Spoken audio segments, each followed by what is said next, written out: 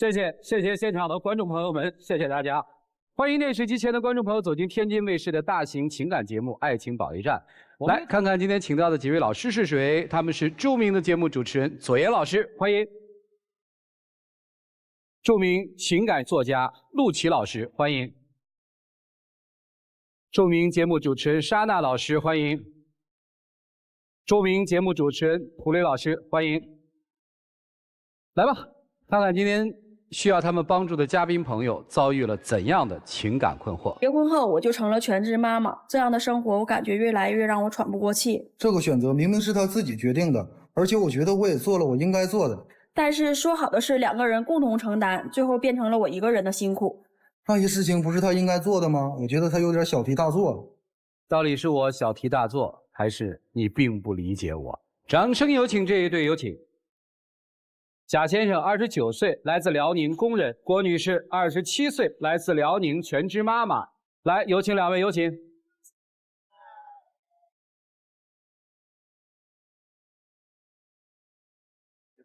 欢迎2位啊！这小片里面看到了，意见还挺大。你是觉得所有的责任都你一个人在扛，是这意思吗？对。先生觉得没什么，是吧？对。什么责任都自己扛了呀？说说吧。因为我们俩现在结婚都是5年了嘛，然后宝宝也快5岁了。当初结婚的时候说好了，就是家里所有的事都是共同承担的。但是我现在就是感觉宝宝也越来越大了嘛，然后经济压力肯定也会越来越大。对。但是我感觉现在就是所有的事都是我一个人在承担了，就承担不住了。哪些事儿都是您在担啊？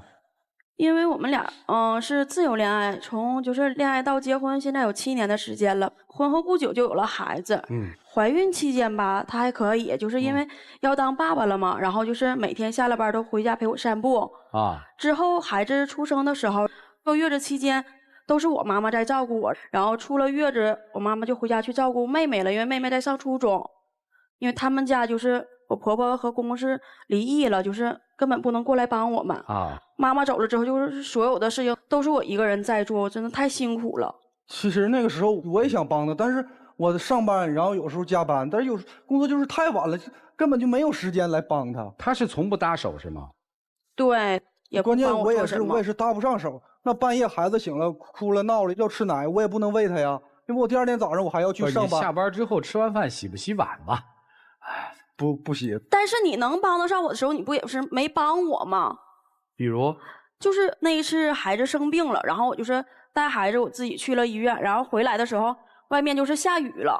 等我回来他也下班了，就在医院出来的时候就给他打了一个电话，我说你就是下来接我吧，因为我就是都已经出来了。当就是我回到家楼下的时候没看见他人在哪，那个时候我就特别的生气，也感觉自己特别委屈吧，一气之下我就拉着他去了民政局。其实咱俩这中间是件误会，你知道吗？当时我已经穿好衣服了，因为天下雨，我在等你电话，到楼下你给我打电话，马上就可以去接你。但是你没有打这个电话，你自己就上楼了，你对我就一顿喊，那我也接受不了。那你为什么就不能主动给我打一个电话呢？为什么都是让我先给你打电话呢？我带着孩子还得打着伞，还得拿着东西，你有没有想过我多辛苦啊？不是，他这个去陪孩子看病的时候他在干嘛呀？他去上班了那天，在班上。等于看完病他也下班了是吧？对对。您是希望你们到家门口他就能下来接？对，因为那天先生认为说你们应该打一电话，然后后来去民政局这婚离了吗？没离成。为啥呀？因为孩子也特别小，然后那个时候他好像就知道什么似的，特别哭闹，然后工作人员也就是在中间调解了一下，然后我们就回来了。对，这个每一个有新生儿的家庭大概都会面临这样的困难。本来就是我妈妈有时候也能过来帮我们一下，但是后来妈妈被他气走了，因为断奶嘛，然后肯定需要就是有人来帮忙嘛。然后第1天他还都挺好，第2天、第3天他有点不耐烦了，对我妈妈就是说了一些话吧，然后妈妈就回家了。我就感觉他有点太过于敏感了。那你说他妈妈悠孩子的时候，那时候已经凌晨3点多钟吧。然后因为他在客厅里悠着孩子，开着灯。我第2天还要上班，我休息不好，我就跟他妈说，我说你可不可以把灯关了悠啊？我就说了这些话。但是你有没有想过，你是没睡觉，我妈妈睡觉了吗？她不是给哄咱们的孩子吗？这点你就是都不能理解一下吗？你妈妈不能来帮忙，我妈妈来帮忙，然后你又还不知道感恩。这不都很多年前的事儿了吗？我听起来这个就4、5年前的事儿了吗？但是还有很多事呢呀。孩子逐渐也长大了嘛，学会走路，走路之后越来越难带。有一次就是我在厨房做饭，然后就听见就是卧室嚎啕大哭了。当时就是我就跑到卧室，发现孩子就是额头已经磕了一个包。那个时候我也很心疼，然后他下班回来就开始指责我。其实我也没有指责你，那我可能说看见孩子脑袋磕了包，我心里很着急，就说话可能说有一些重，但是我把我的工资卡什么的都交给你，就想让你把这个家照顾好，把这孩子照顾好。其实吧，现在让我最崩溃的就是他对我的忽视，还有一种寂寞感。因为我当全职妈妈，肯定就是没有什么社交圈嘛，也就是没有朋友什么的。记得有一次，就是家里边有个楼下饭店开业吧，然后是集88个赞就可以免单，因为微信里边肯定会有一些好友嘛，也是100多个，然后我就是奔着免单去的吧，然后就给挨个私发了一下消息，但最后集来的就20多个赞，那个时候我就感觉对自己特别失望，就这么一个小小的事情我都完成不了，就是感觉自己真的没有朋友生活了，是觉得与世隔绝了是吗？对对，然后还有一次就是我们一个闺蜜群聊天，然后一个朋友说她刚升职加薪了，另一个又说她就是恭喜的同时又说她马上就出国发展了，另一个又说在哪开了什么什么小店。当时我什么都我都没说话，因为我感觉他们的人生都太精彩了。我根本就是我也插不上什么话。那天下午正好在给就是家里冰箱除冰嘛，在做家务。然后后来因为孩子在午睡，孩子也醒了，然后他哭。那天下午我也跟着狠狠哭了一下午，就感觉我的生活不应该是这样的。那时候孩子多大？也快上幼儿园了吧。你那朋友都有孩子吗？没有。对啊，也许他们看你带宝宝的时候，虽然宝宝脑袋上装一个包，他们背后也大哭呢，说看人家的生活多么精彩，有一个新的生命陪着他呀。但是就是从那次之后，因为我感觉我就是内心真的受到打击了。从那次之后，我就下定决心，我一定要出去工作，因为宝宝也逐渐大了嘛。然后我就是也找了一份工作，但是幼儿园都是5点放学，然后我是5点半下班，但是就是工作的时间和家庭的关系就是平衡不了吧。你为什么不能去交替接啊？因为我上班有时候需要加班，就是很晚很晚那种。行吧。因为别的小朋友都有爷爷奶奶去接，然后每次幼儿园都是剩我女儿一个人，老师也打过几次电话，就说只剩宝宝一个人了。然后我的女儿也跟我说过，说妈妈，我不想做全班最后走的一个小朋友。然后那个时候我就把工作辞了，又恢复了全职妈妈。其实当全职妈妈不是很好吗？我在外面上班，你在家照顾家、照顾孩子，我感觉是挺好的一件事。但是你上班挣钱，但是他每个月就是3000多不到4000块钱的工资，我还得想着打理家用，还有孩子的托费，就是每次出去逛街，我什么都不舍得给自己买，都是给他和孩子买。就是我看见自己喜欢的一件裙子都已经成了奢侈品，就是可望不可及的那种感觉，而且就是我都已经不舍得给我自己花钱了，然后他还不舍得给我花钱。为什么这么说？因为有一次就是一个新电影上映了，然后我就发了一条朋友圈，我说我想去看，然后他在下边就是评论了说有什么可看的呀，挺贵的。其实我感觉电影等下线之后，你在电视、手机上都能看，你为什么要去电影院看？但是你知道吗？从咱们恋爱到结婚，一场正式的电影都没有看过。我就是想，就是为啥？因为我感觉看电影那就是浪费钱。因为他不舍得花钱嘛，只要跟他提钱的事儿，他就特别不耐烦。因为孩子逐渐大了嘛，也要上小学了，然后就是说给孩子报个识字班吧，他就是死活都不同意。你也不是文盲，那孩子有些东西你自己在家就可以教他呀。那每次我教育孩子的时候，你是怎么说的？你是不是说爸爸有多好，快到爸爸这儿来；妈妈有多坏？那小孩说的话你不能当真，那就随口一说吗？是每次我说孩子，他都是哄孩子嘛，然后孩子就越来越难带了。然后有一次我教育孩子的时候，孩子就说：“妈妈，我恨你。”我没成想我女儿能说出那样的话，当时我就感觉整个天都塌了，因为毕竟是我一手带大的，没成想她就是会那样，就是反驳我说我。那她的业余时间你会放假吧？有周末吧？周末基本上都是加班，就是放假的时候会很少。而且就是她就是闲下来的时间。特别爱喝酒，隔三差五就出去喝酒。每次就是都把自己喝得烂醉，而且还是都要我去接他。现在我不是不去了吗？你现在是不去了，你在哪喝？你不在家喝吗？而且控制不住的吐，这边我刚收拾完，然后那边他就是给他挪在床上，他又吐在床上了。当时我就感觉真的我自己太辛苦了，他完全看不见我的辛苦。以前我是出去喝酒，但现在我不去了。我的生活也有压力，但是我也需要释放。我朋友喊我出去喝酒，我根本都不去了。我下班第一时间就去陪你。你说我喝点酒就为了释放压力，怎么了？是你释放压力，你压力大我也知道，但是现在干不了全职，我偶尔出去也是干了一些兼职嘛，1个月也能1000多块钱补贴家用。但是我感觉现在我们俩的世界都是不一样了，因为有一次吧，我下班回来吧，然后他就在家生闷气，然后我就问他怎么了，然后他说我就是你一个在家带孩子的女人，你懂什么呀？当时我就感觉我们俩的关系真不一样，不平等了，他看不起我了。你说我有些事我能跟你说吗？你一个在家自己带孩子，你什么都不知道，我跟你说了，你能帮我解决什么呢？我何不把这些压力都自己扛起来呢？那你不说你怎么知道我解决不了啊？我解决不了，我也可以陪在你身边呢。婚前我们是不是说所有的问题都是2个人一起承担的？现在你什么事都不说，我跟他在一起，我不是说需要他挣多少钱，我也不怕吃苦，我就是需要就是我们俩有什么事情都可以沟通一下。我已经默默的承受5年了，如果他态度还这样的话，我也不想再承受了。哦，所以你想到的解决方式就是离开，是吧？也不是说想离开，因为他毕竟也有好的地方，我也不是说一昧的。那怎么办呢？就是你这5年当中尝试过什么方式去改变吗？我也没尝试过什么方式去改变，因为我也没有人可以说这些事情。所以在你的生活日常里面，更多的就是发现问题，但是解决不了，对吧？对。我听起来其实主要的问题无外乎几点嘛。第一点是因为你全职，所以不被尊重，对吧？对。第二点，我想重新融入社会，但是我发现各种条件并不具备，我融入不进去，我会难，是吧？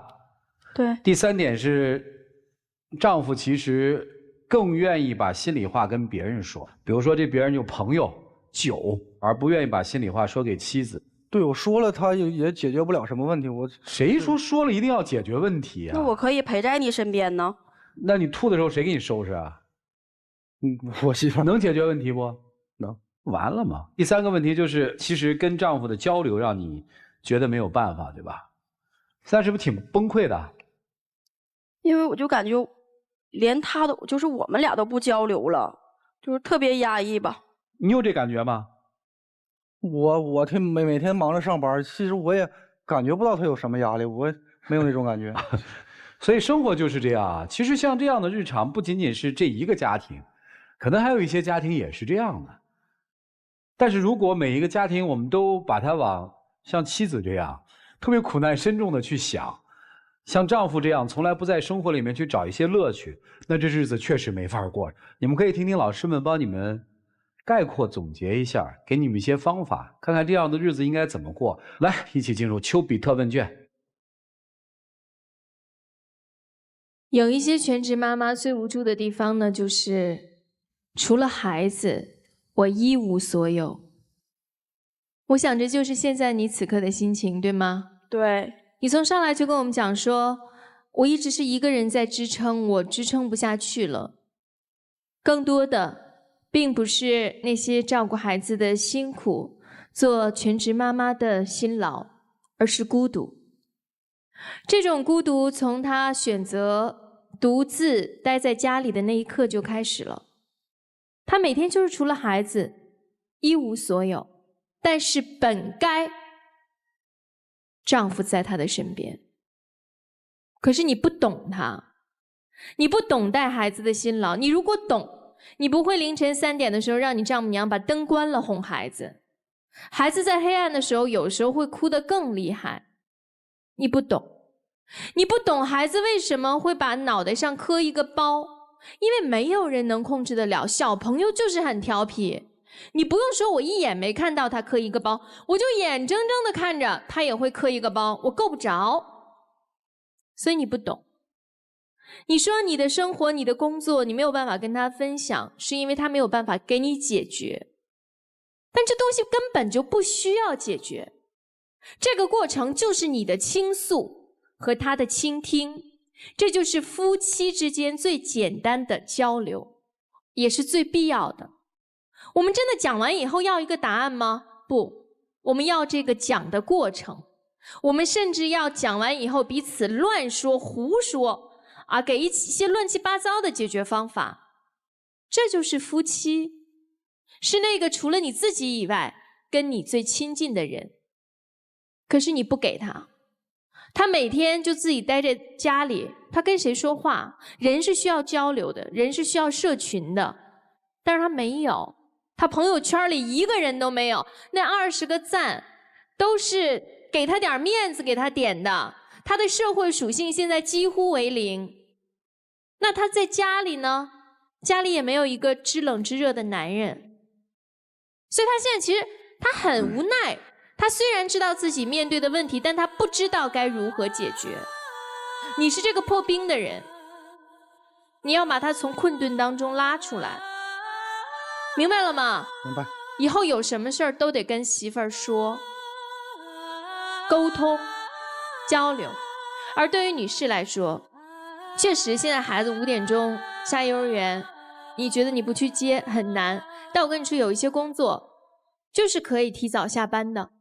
你现在解决你所有困顿的唯一方法，就是重新回归社会。对，你明白对吧？明白就去解决。你们2个人其实是那种特别朴素的夫妻，而且我也很真诚的祝福你们一定会幸福的。可是面对这样问题的时候，要打开心扉，彼此相信，并且依赖。祝你们幸福。好，谢谢泽言老师。你太太说的都是小事情，但人生不就是由这些小事情组成的吗？你刚刚一开始说这都是自己的选择，我问你一件事儿，你一个月挣4000块钱，对吧？对。你认为你太太出去工作，全职工作的话，能挣到这4000块钱吗？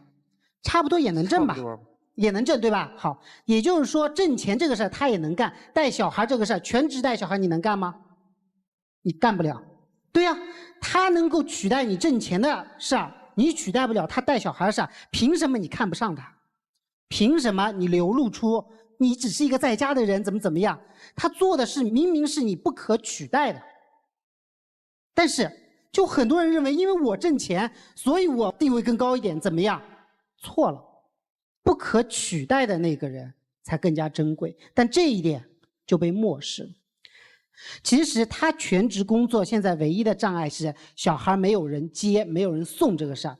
那么他已经付出和奉献了那么多年，现在对于你来说，是否可以小小的调整一下工作，去找一个更加自由度更加高一点？比如说打比方说啊，送外卖、送快递，一些自由度比较高的工作，我们换一个工作，自由度高一点，我也可以接小孩送小孩，这个事儿不难。也想一想怎么样把他从他那种绝望的人生里面置换出来。每一个人在家里面他付出的东西都是需要被人尊重的，是吧？你好好想一想。谢谢。贾先生、郭女士，你们好。我们的生活本身越来越过就会平淡如水，那婚姻生活当中又会参半琐碎，所以每一个家庭你推开他们的窗户或者门，你看到的肯定是一些鸡飞狗跳或者争吵。但是并不是这样的日子过不下去，也并不是这样的日子没有希望。生活需要调味品。调味品是什么？就是他说那部电影。偶尔看一次电影，偶尔让生活增添一些其他的颜色，是需要的，是必要的。而他提到的那部电影，他看的不是电影，他看的是你对他的在乎。也许你真的说了，你说好啊，晚上我们去看电影，他可能真不舍得花那个几十块钱去看那场电影。我真的不舍得。对呀，你应该了解你的妻子啊，她是那样会花这几十块钱去看电影，而不把这几十块钱留下来给孩子买东西的女人吗？不是，她要的就是你对她的一份在乎和看见她的辛苦付出。你们家现在进入了一个恶性的循环，你对妻子忽视，然后妻子就会把这种坏的情绪带给孩子。妻子要反思一件事情，孩子为什么会说出妈妈我恨你这句话？你想一想，你在家全职带他的时候，是不是经常会把一些负面的情绪和自己糟糕的情绪带给孩子？是不是会因为自己可能突然的崩溃，然后就会把这种的情绪传到孩子身上，指责孩子，其实是对孩子心理成长不健康的。所以我想跟先生说的是什么？你说的陪伴，你说我一下班就回家陪你，我不出去跟人家喝酒，我回家喝酒，可是你这个陪伴是假性陪伴。如果当你把陪伴当作任务来完成的时候，那这个陪伴毫无意义。就是你何曾几时静下心来，认真的考虑过你们婚姻现在面对的状况？我觉得你是心不在焉，就是他拼命努力想要把你们这个婚姻过得稍微快乐一点，有点滋味儿，但是你觉得我这样已经够了，你还要什么？就是你这样的态度让人特别生气，你明白吗？所以我希望你真的静下来的时候好好考虑一下，能够让妻子感受到一丁点生活的快乐，这样不是对妻子，而是对你的孩子，因为他每天跟妈妈生活在一起，妈妈的情绪会直接影响到他。让你的妻子快乐一点，你的孩子也会快乐起来。祝你们幸福，谢谢。生活啊，难免困顿，但最害怕的是这日子过得没劲。你们俩现在过得就挺没劲。妻子有些绝望，觉得现在的生活一成不变，看不到希望。但希望是什么？孩子是希望。生活当中一点点小小的变化是希望，两口子计划将来是希望，但是现在你们很少在一块儿，共同努力，拧成一股绳去想着未来，你们的心没有靠在一起。想把日子过得红火起来其实很容易，想想结婚的初衷是什么，生孩子的初衷是什么，谁又不是苦过来的？你们俩都很健康吧？对，这就是希望。你说你们俩有什么好愁眉苦脸的呢？3个健康的人，只是说现在没有父母帮着你们带孩子，只是说你的薪水少了一点。刚才3位老师也出了招嘛，你随便干点其他的零工，送送外卖，开开车，你这生活也有改善。办法是人想出来的。所以其实像你们这样的生活还是得靠自己，眼睛得看着将来。你要是2个人一天到晚就整个愁眉苦脸的样子，大眼瞪小眼，你这日子就没法往下过。想办法吧，努力嘛，好不好？早点想通吧，就这样。谢谢涂老师。听起来是不是一地鸡毛啊？跟各家的生活都差不多。我觉得你们家啊，就是抱怨太多，办法太少。你希望你孩子以后过什么样的生活呀？肯定是过好的生活呀。那你帮他笨了吗？没有。其实我觉得4位老师今天讲的最核心的东西叫生活智慧。生活智慧是什么？就是我自己想办法让我的日子过得好。你自己没朋友怪谁啊？那么大一个大院呢，带着孩子出去溜啊，全职妈妈就把自己关在家里啊。想办法，别抱怨了。回家多搭理些老婆，少跟那个酒打交道，记住了啊。接下来一起进入真情60秒。其实我也反思了一下，我有些的地方做的确实不对，可能对这个家疏于照顾了吧。我以后我会尽量抽出一些时间陪你和孩子，帮你多做一些家务。然后，下完这个节目，我们就一起去看电影，好吗？婚前也是这样说的，然后现在你又这样说，谁知道你能不能做得到啊？我也不敢再相信了。我这次能做到。哎，其实看不看电影这件事儿并不重要，是不是要走市面上的形式主义不重要，看不看电影都不重要，心里要有这个家，你一定会有方式去爱它。谢谢2位，请回吧。哎，来，请关门。来看他们的抉择，请开门。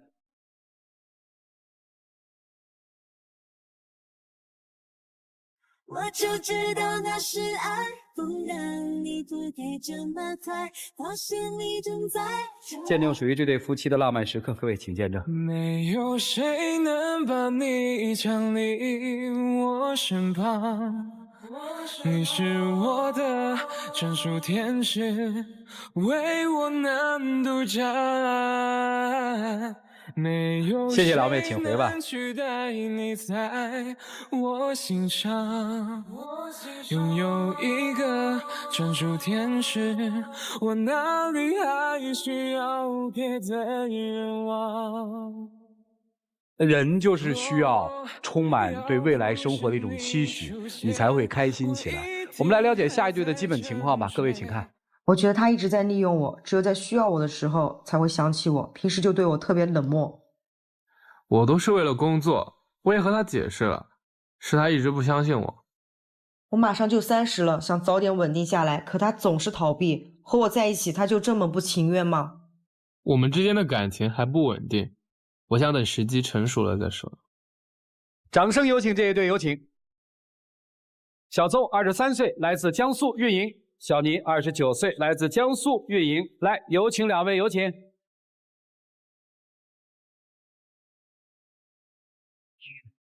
欢迎两位哈，是女生要来的是吧？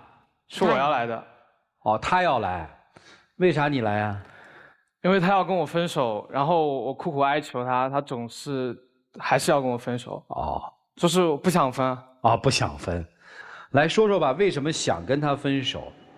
因为我觉得他就是在需要我帮助的时候才会想到我，平时对我很冷漠，爱理不理的。我觉得他就是在利用我，根本不是真的爱我。不是，其实就是他想多了，就是我们在一起快2年了嘛，就是谈2个月跟2年，其实感觉是不一样的。他总是觉得我变了，其实没有，只是感情平淡了一点。男生觉得是正常的情感周期到了，女生认为说你是在利用这段感情，对吧？对，来说说他怎么利用你的吧，从你的角度看。就是他现在和以前就是不大一样，他一开始追我的时候就对我很好，很细心，我有一点风吹草动就很关心我。哪怕我喜欢一些小浪漫、小惊喜，他都会给我准备。然后现在呢，就是经常给他发微信，都不怎么回复我消息，就找不到人，然后总是说工作忙，工作忙。是吗？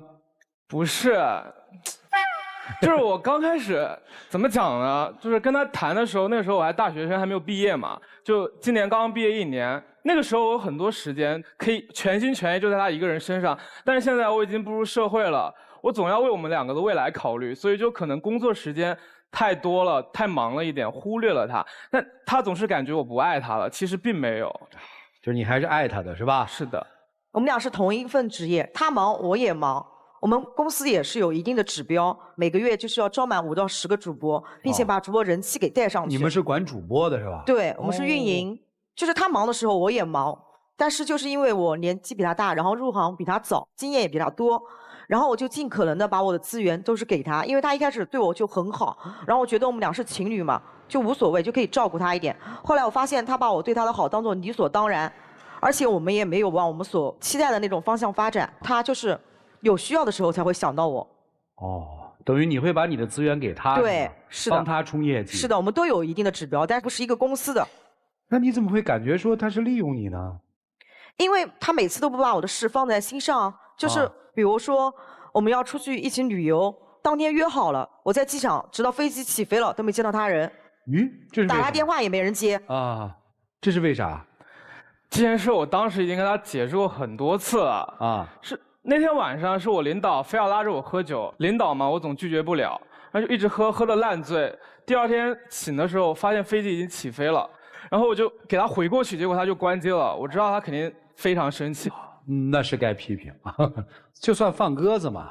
然后他就为这个事给我道歉了，我也原谅了他。我找他复合之后，我又补偿了他1次旅行，我带他去旅行了。哦，还是去了的。对，还是去了。后来是去的，我也很开心。而且他当时也给我一张美容卡，因为女孩子嘛都很爱美，我还觉得他这次还蛮细心的。然后我就带我朋友去了那家美容院，结果呢去了之后就发现我朋友做了1次皮肤管理之后就皮肤过敏了，就是还蛮严重的。然后当时这不怪他呀。后来我得知，他和这家美容院是有合作关系的，就是他能从中拿到提成，他和我说过，就是有空让我带朋友过来，就是我觉得他这次找我和好就是有目的的，是真的想找我和好呢，还是让我从中帮他赚取提成？不是他给你的美容卡吗？那钱不都付了吗？我是免费的卡，我朋友是付了钱呀。哦，所以你觉得他是想赚你朋友交的那部分钱的提成，是这意思吗？对。哎呀，你怎么往那方面想啊？不会吧？因为不是他主动跟我说他有合作关系的，是那家美容院的人跟我说，让我有空带顾客，然后可以从中拿到提成，然后就跟我顺口提了一下，我才知道他是有合作的。他为什么没跟我提呢？就是我身边的朋友他也这样。其实怎么讲这个事儿呢？就是当时他朋友那个事儿我也道歉了，我当时跟他讲过，他朋友可以一直去，我给他付钱没关系。可是他朋友就是不愿意去，就觉得我在骗他，就在骗他的钱。哎呀，你们这恋爱谈的怎么谈的疑心这么重啊？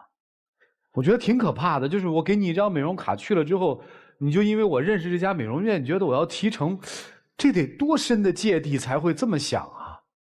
就是因为他没有告诉我，我觉得应该两个人谈对象，有什么事就应该跟我说。你们俩平常处得好吗？你相信他吗？就是他平时是一个比较话很少的人，就是不怎么沟通，跟他发信息也是爱回不回的那种人。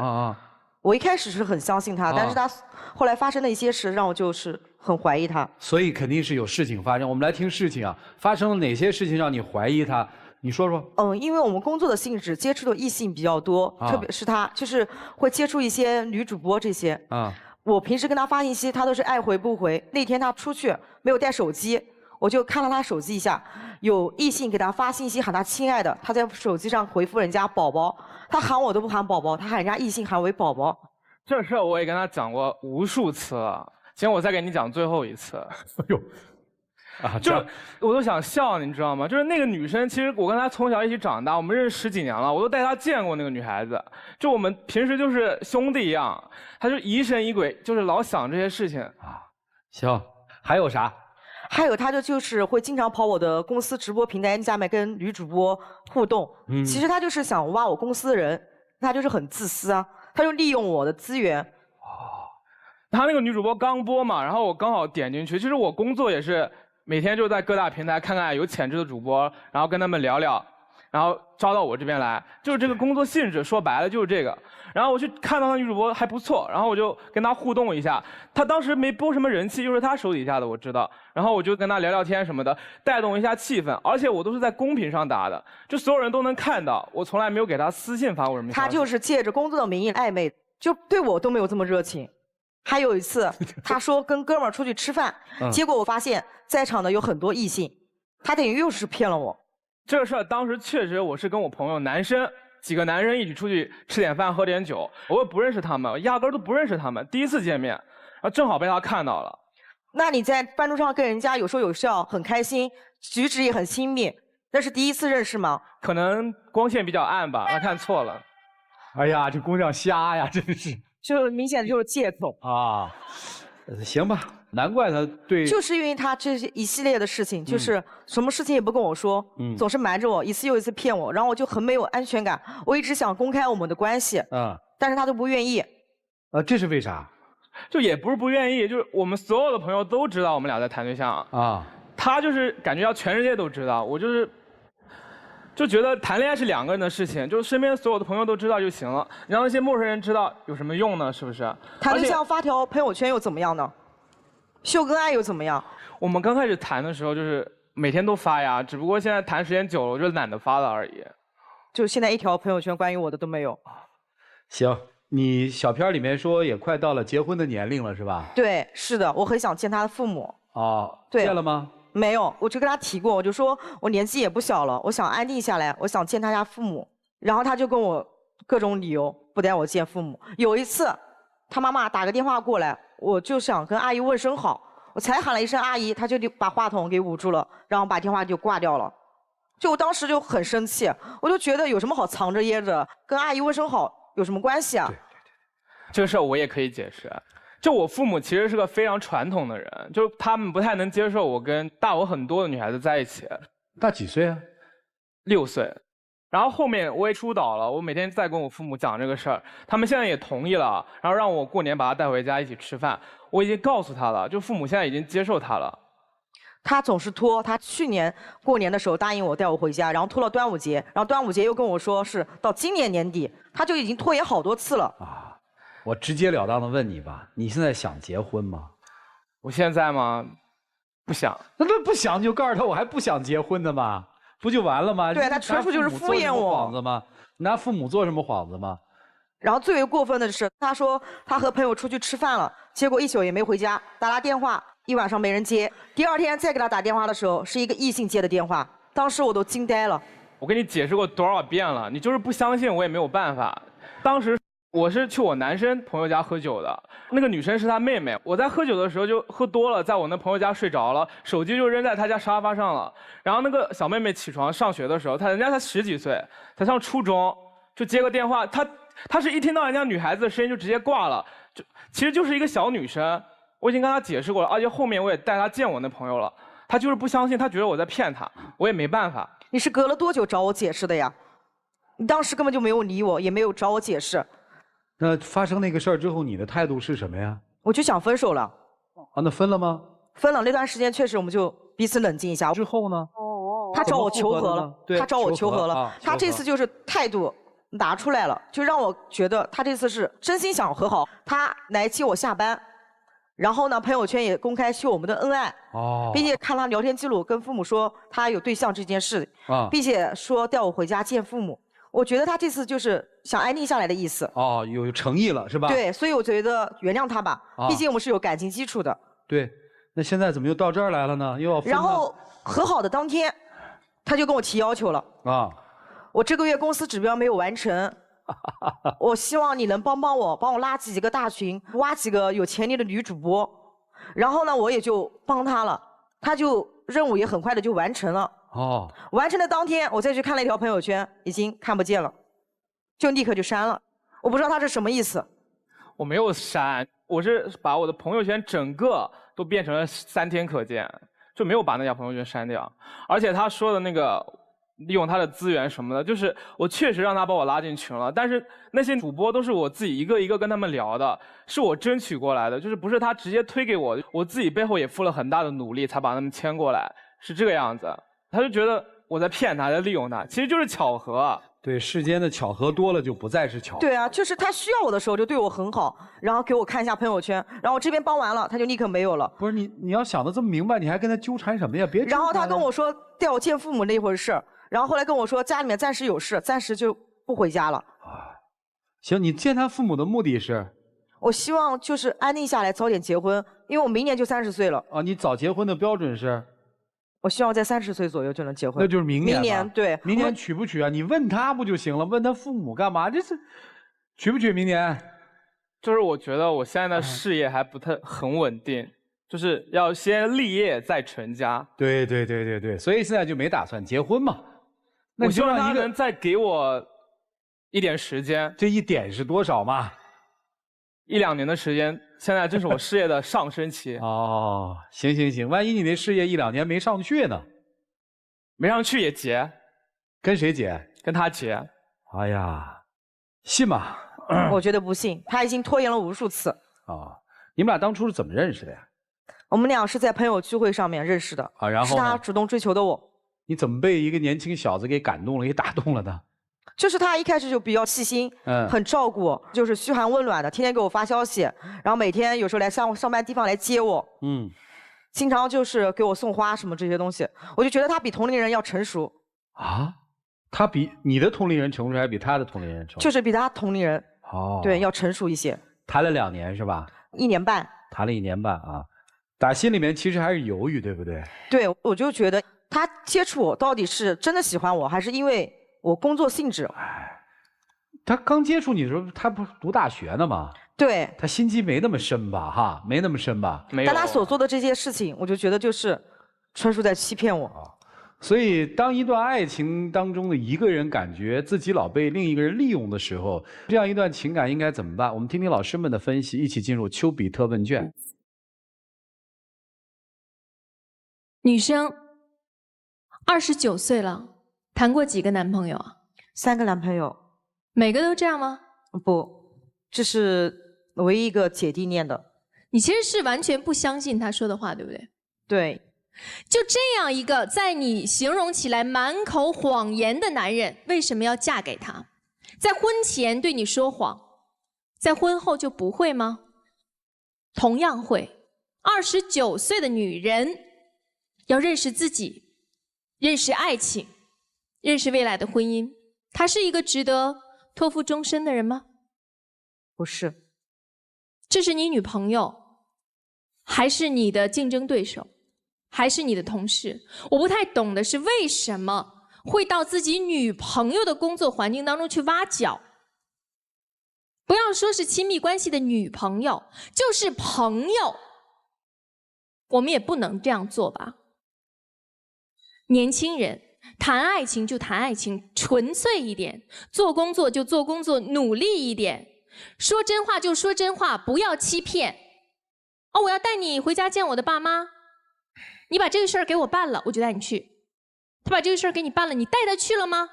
你有一点想要跟他结婚的意思吗？我觉得23岁，对这个世界的认知还是浅薄的，没有关系。我23岁，我还是年轻的，我不想结婚，没有关系。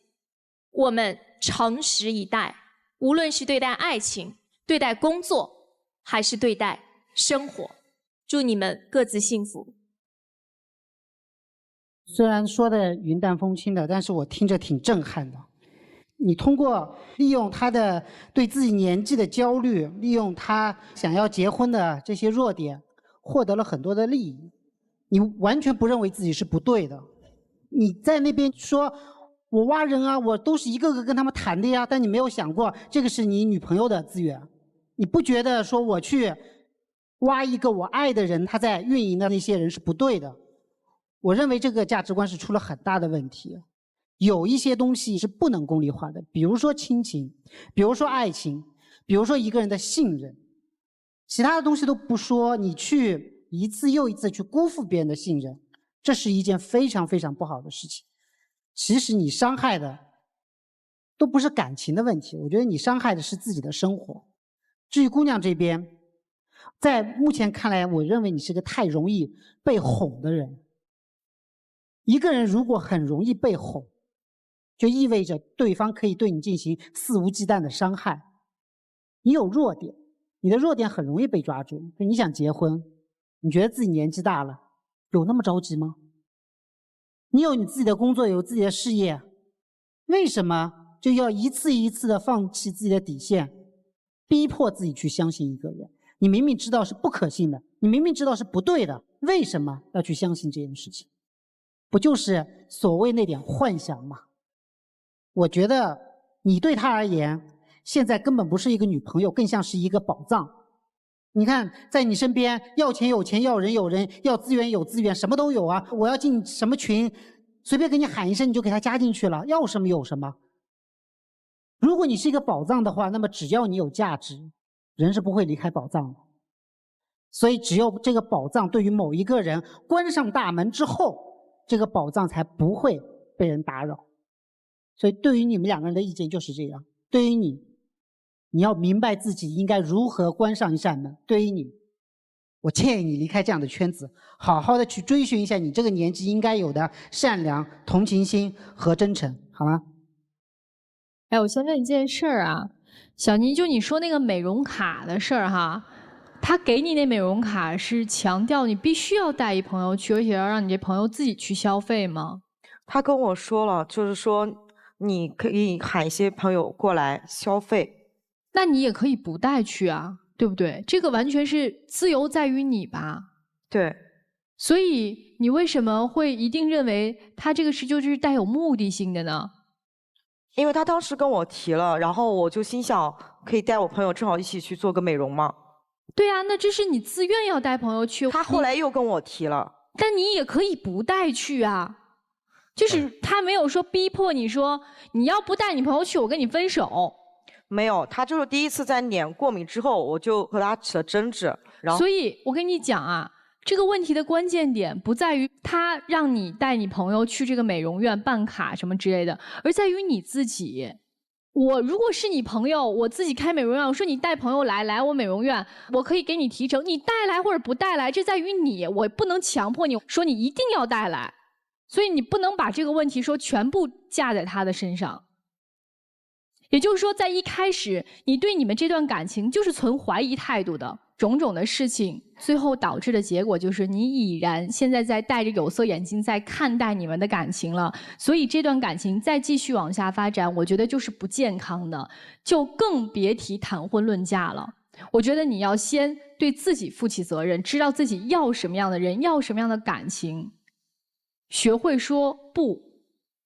其次，对于男生，我想说的可能在于你看来，你不觉得用他的资源是利用，可能在你的概念里面，你觉得我们是情侣，这就是互相帮助。但是你为什么会让人家误解你是利用呢？因为你凡事都以目的出发。我先想我这个事儿的目的是什么，然后一和好，马上就先达成我的目的。所以有可能你的心里是真的这么想，但也有可能你就不觉得这是个事儿。但无论你怎么想，足能证明一点，你没有那么爱她，她是你需要帮助的时候才会爱的女人。既然是这样，那就不要给她无限期的等待，就一句话，你不是我要娶的那个女人就好了。谢谢。专业化的网络运营平台，现在在国内还是初期阶段。你们是大概属于那种打造网络达人的网络经济，这跟传统的艺人经济还不一样。传统的艺人经济大多数是1对1或1对2，但像你们这样的更多的是1对多，甚至1对10或者1对20。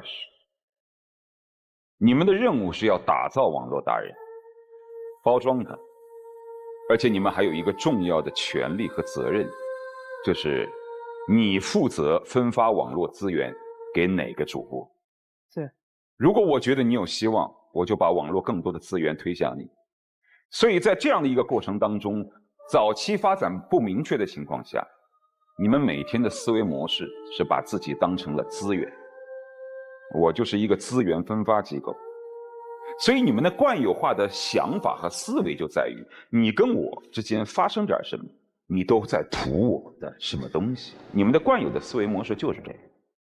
有很多人问，什么年龄结婚最合适？有些人说是像他所说的，先有事业；有些人是说年龄大概25、30。其实我告诉你，结婚唯一的标准，就是他愿意为了你心甘情愿地放弃自由。这是唯一的要素，就是他已经做好了进入婚姻的准备，他心已经安定了，这就是结婚的唯一标准。你达到了吗？没有。所以根本就不要提什么结婚的事儿。他并不具备结婚，他不愿意为了你放弃自由，那就不要谈这件事儿，宁缺毋滥。听明白没有？你如果能够做到这一点，这个臭小子他怎么可能一次又一次在你面前撒谎？你大概也觉得自己很有魅力。没有。我想告诉你的是，一个人这一辈子也许什么都可以利用，但万万不能利用的是感情，因为感情是不可以被利用的。还有一点告诉你，不要以为你的异性缘很好，很多异性愿意青睐于你，你就认为自己是有魅力。错误。越是与那些异性靠得越近，其实那些异性越不尊重你。而相反，如果你保持自己的职业操守，工作就是工作，情感就是情感，反而你能得到异性的尊重，对不对？不合适吧？因为你的目的是结婚，他的目的是恋爱，这是第一个不合适。第二个不合适是因为这个只有23岁，从善良的角度想，他可能没想利用你的资源，但是这盘根错节的事儿放在一起，难免会起疑。所以我倒觉得，我们把事情纯粹一点。其实我们说这个谈恋爱也是有自己的原则的，你像这个基本就不能碰啊，因为你到底是要做他的师傅，是要做他对手，还要做他女朋友，关系太复杂，所以没什么。以后再回首这段感情的时候，也别老想着被利用，那是你一个主观上面的想法啊。男生，我希望你是没有的，我愿意相信你也是没有的。如果你确实有了也没关系，确实有以后不再这样就好了，这就当你人生的一次摔跤。所以今天就把话跟女生说清楚、说明白。接下来一起进入真情60秒。其实走到现在，我们也经历过很多，我也没想到今天就是你说出这么多对我不满的事情，就平时可能一件一件说，没有这么多，但其实我真的不是出自我本意。如果让你感觉到我是完全利用你的话，其实我本意是真的没有。我其实可能本身比较大大咧咧的，就没有想那么多。我不知道女生的心思可以细腻到这个地步。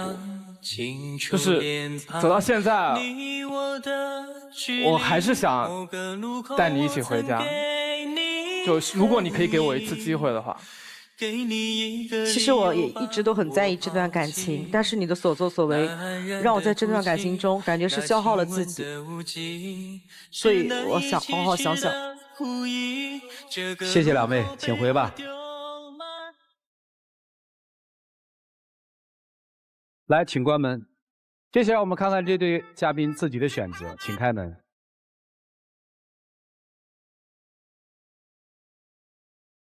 来，抱一抱，我当作从没有在意。有话说吗？没事。好，谢谢你，请回。我们一起进入爱情保鲜期。有网友提问说啊，和男朋友认识3年多了，认识的时候呢，我离婚不久，我跟前夫有个女儿，离婚后呢是前夫的妈妈在管，但是在我和男朋友谈了2年多，准备见父母的情况下呢，突然前婆家把女儿给我了，说不管了，我男朋友不能接受我的女儿，现在竟然在家人的安排下去相亲，甚至要订婚了，我是真的很喜欢他，我该怎么挽回他呢？一个不能接受你的女儿的人，我看他也不是特别爱你，让他去好好相亲吧。我也希望你找一个适合自己的、真正爱你的男人。感谢现场以及电视机前观众朋友的收看和陪伴，我们下期节目再见，谢谢大家。